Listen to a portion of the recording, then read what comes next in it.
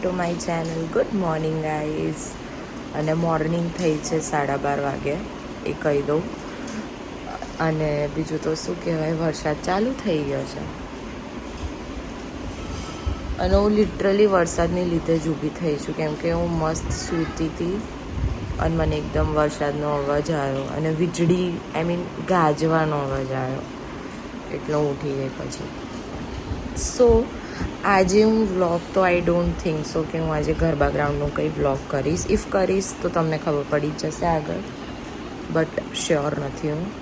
અત્યારે મેં વ્લોગિંગ કરવાનું એટલે ચાલુ કર્યું છે કે આજે ઓલમોસ્ટ 7th ડે છે. તો હું અગર તમે લોકો મારા વ્લોગ્સ જોતા હો તો હું તમને થોડી જગ્યા કહીશ. એ જગ્યા પર તમને ગરબા પતે પછી ખાવા જવું હોય તો યુ કેન ગો. સો હું યુવેમાં જાઉં છું એટલે વચ્ચે મને અટલ બ્રિજ પહેલાં મોસ્ટલી બહુ બધું જમવાનું મળે છે, ત્યાં બહુ સારું હોય છે. કાલે જ અમે રાધે ઢોકળા જ નામ છે લગભગ, તો એ પણ હું અહીંયા કશેક નામ એનું કરી દઈશ. એ જગ્યા પર બહુ જ મસ્ત મળે છે. એની પહેલાં રાજસ્થાની પાણીપુરીવાળાનું આખું એક કોમ્પ્લેક્સ જ છે. એ કોમ્પ્લેક્સમાં બી બહુ જ મસ્ત મળે છે. થર્ડ પ્લેસ છે જીએસટી ભવન, જે છે ચકલી રોડ પાસે. ત્યાં પણ બહુ જ મસ્ત મળે છે ને બધું જ મળે છે, મેગી, મોમોઝ, જે ખાવું હોય. અને અત્યાર સુધી મેં જેટલા નામ લીધા એ પ્લેસ પર પણ સેમ બધું જ મળે છે. ખાલી રાધે ઢોકળામાં આઈ ગેસ પેલું શું કહેવાય, મોમોઝ પાણીપુરી નથી મળતું, બટ નૂડલ્સ ને એવું બધું જ મળે છે. ચાઇનીઝ છે, ફરસાણ છે ને એવું બધું મળે છે. એના પછી બીજી કોઈ પ્લેસ અલકાપુરી પાસે બી બધું બહુ મળતું હશે. અકોટા બ્રિજ પાસે બી બહુ મળે છે. અમે લોકો દર વર્ષે અલકાપુરીમાં એક અમૃતસરી કુલચાવાળો છે ત્યાં ખાવા જતા હોય છે, બટ આ વખતે બંધ હતું. સો પછી હજુ એક મેગી પોઈન્ટ છે, અમે જ્યાં મેગી ખાવા ગયા હતા ત્યાંની મેગી ખાજો પ્લીઝ. સ્પેશિયલી જજો મેગી ખાવા, બિકોઝ એની મેગી તો બહુ જ મસ્ત હતી. મારા ફ્રેન્ડે તો મને એવું કીધું કે ત્યાંની ગાર્લિક બ્રેડ બી બહુ મસ્ત હોય છે, but I don't know anything about, કેમ કે અમે નથી ખાધી એ દિવસે, બહુ પબ્લિક હતી. સો એ મેગી પોઈન્ટ પર પણ જજો. સો આટલી જગ્યાએ ગયા છીએ અમે. આગળ જ્યાં જઈશું ત્યાં લાસ્ટ વ્લોગમાં ફરી એકવાર બધાને કહી દઈશ. સો સ્ટે ટ્યુન્ડ. આજના વ્લોગમાં શું થાય છે.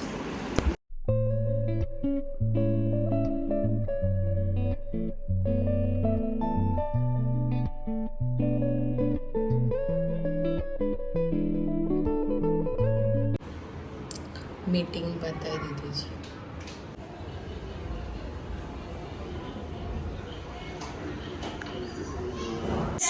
સો અમે પીઝા ખાવા જઈએ છીએ. વેરી એક્સાઇટેડ, કેમ કે આજે ગરબા કેન્સલ રહ્યા છે. So we have the only option to left, કે નીચે જ્યાં કોમ્પ્લેક્સમાં ગરબા થાય છે ત્યાં ગરબા રમવા જઈશું and then will eat pizza.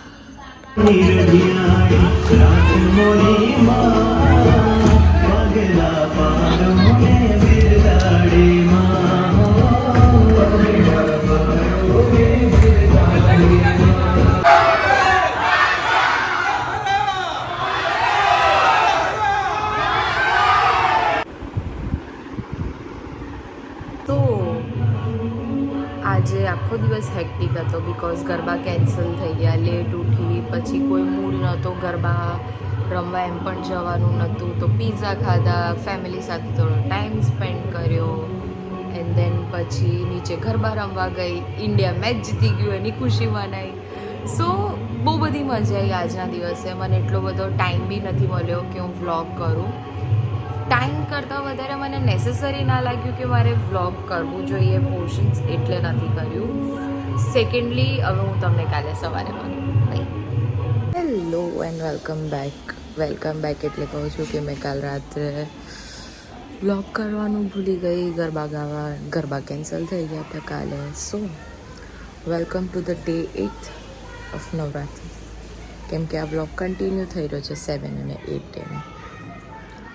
હમણાં જ ઉઠી છું, વાગ્યા છે 1 બપોરના, અને મારે રૂમ સાફ કરવાનો છે. રૂમની હાલત બતાવું, 1 સેકન્ડ. આ બધું મારે ફટાફટ સાફ કરવાનું છે, પછી કચરા પોતું કરવાનું છે.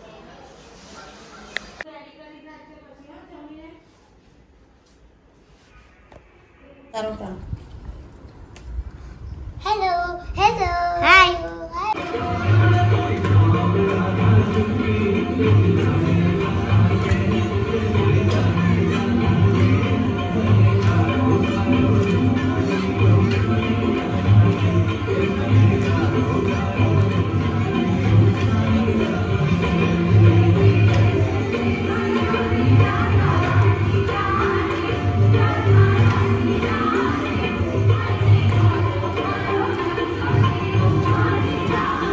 Thank you for watching this vlog. Like share subscribe કરવાનું ભૂલતા નહીં. આ વ્લોગ બહુ નાનો છે બિકોઝ મેં એવું વિચાર્યું હતું કે હું 7th and 8th ડેનું કમ્બાઇન વ્લોગ કરીશ, બટ અનફોર્ચ્યુનેટલી ગઈકાલે બી બહુ વરસાદ હતો, એના લીધે ગરબા કેન્સલ થયા હતા.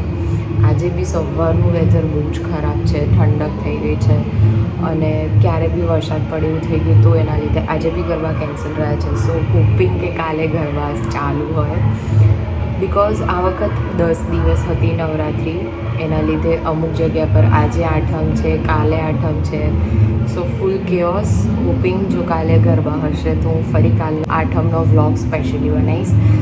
સો સ્ટે ટ્યુન ફોર દેટ. અને વેધર ચેન્જ થાય છે, સો take care of your self. Like share subscribe કરવાનું ભૂલતા નહીં. બાય.